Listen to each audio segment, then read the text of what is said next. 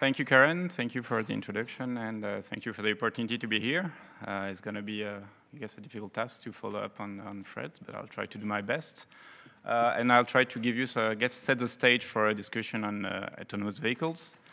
Obviously, you cannot cover everything that's going on in this area and all the expected impacts, all the dimensions, I guess, of this, I guess I would call it also a paradigm shift in transportation.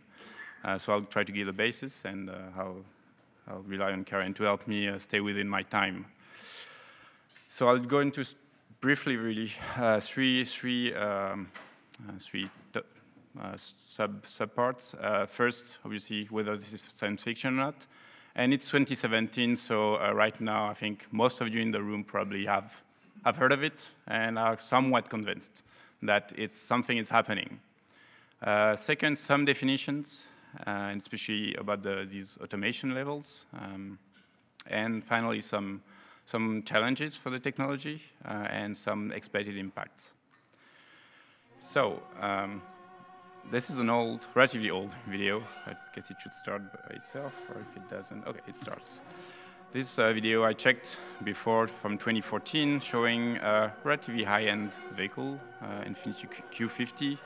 I'm guessing on German highways because it has German signs. And what it's showing, and obviously don't do this, it's the guy. No one is driving the vehicle. It's just using lane following system and smart. Smart speed, not adaptation, or a cruise control, sorry, smart cruise control. So when you have those two technologies, basically a cruise control that doesn't crash into the next car, that just has a radar to keep the distance, plus lane departure warning and active control, you basically have an autonomous vehicle on highways. And that's what this video is demonstrating. Again, don't do this, but you know, as long as you're supervising the vehicle, this works. Okay. I also like to show this clip. You've heard of Volvo. He's one of the car manufacturers who is most ahead in autonomous vehicles. And it's nothing really new if you look at the title, the No Desk car. What's interesting you cannot see here is that this piece of news is from a UK British newspaper. It's from 2012. And in 2012, they were saying they would have those cars on the road by 2020. And what you hear when you talk about AVs, it's something coming in the next 5 years. But every year it's in the next 5 years. When you look at this, actually, Volvo is on their roadmap for 2020. They have actually currently cars on the road being tested by real users in the Gothenburg area. And they kept that target of 2020. Okay, so this is something you could have said, a couple of years ago when I was starting to talk about that. It's not happening. It's this. Advertising or PR, etc. No, and I guess we'll hear from General Motors after this presentation, but this is actually moving fast. This is happening, and this is happening in the near future now. Last one is another of those companies that's at the forefront, or at least maybe the most publicized. Again, MJ may comment on that. So this is a video that was published, I think, late last year from a Tesla with their next version of their software and also the next version of the hardware. So you can see a demonstration of someone driving. There's a person, obviously, as you can see, supervising the system, but is not touching the wheel and is driving from his home to the Tesla offices in California. It's also interesting as a geek, as an AI person, because you can see all the things it's detecting in the different views on the rearview mirrors, and it's detecting all the different pedestrians, all the cars, signs, etc., the lane markings. And again, as I was saying, again, for this roadmap in the future, Elon Musk, makes a lot of bold claims. And one of them is that any new Tesla that you can buy today that has the hardware that the software will be updated by sometime in 2019, maybe. That's what he claims for now. That will have full automated driving.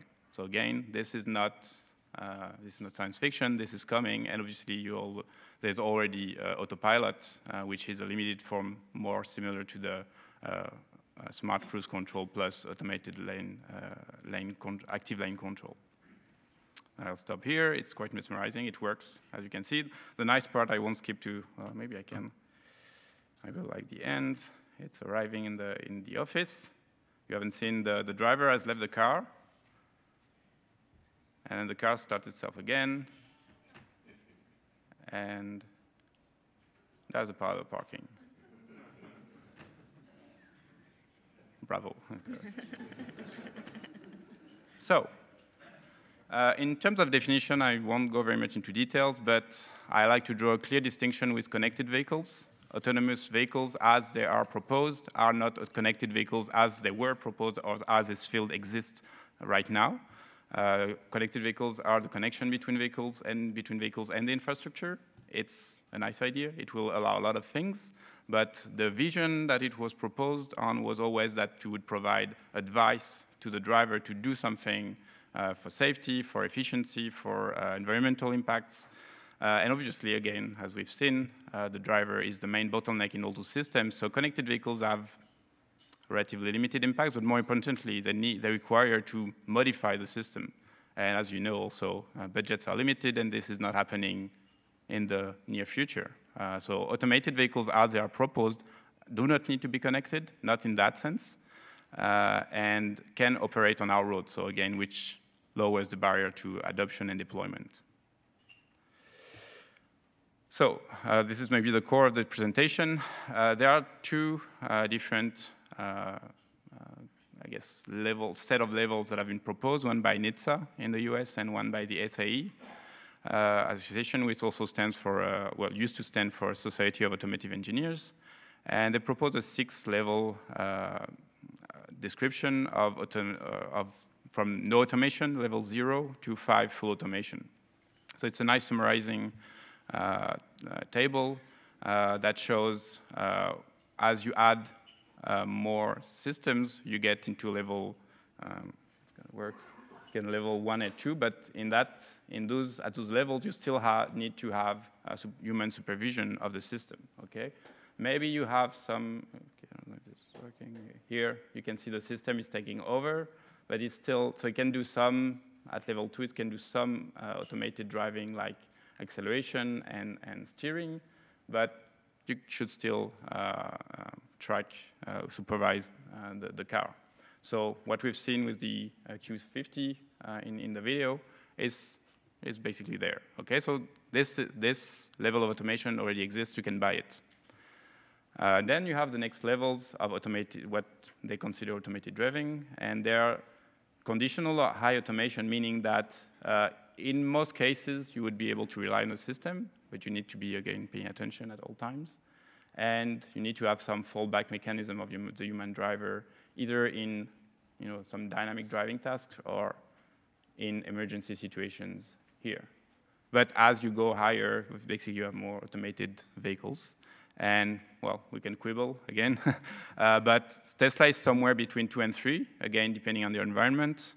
And maybe that the next ones, you may have heard of Waymo, which is a startup from Google that is, I guess, looking at how to actually redeploy the technologies they've been working on since officially 2010, and which they're aiming for full automation. Obviously, the one key problem with automated vehicles is how they will be deployed and whether we will deploy them as somewhat autonomous but still requiring some kind of human driver intervention or completely autonomous from the get-go. What Waymo, I think, is trying to do is getting there directly, because obviously the usual question is, how would, if you're planning to, in an emergency situation, if you're planning to hand over control to the driver, saying something like you're reading your notes, or you're on the phone, or doing something completely different, then you have a warning telling you in 15 minutes you're crashing into the car coming ahead. How can you take back control? This is probably a recipe for disaster, okay? So, again, there's the incrementalist version where you go from levels to levels, and there is a more, maybe paradigm shift going straight to full automation and avoiding that situation. Obviously, there are still some challenges, and it's sometimes hard to exactly know from outside what's exactly happening, what people are working on, what's really a solved problem. But weather and winter, especially in Canada, are obvious problems.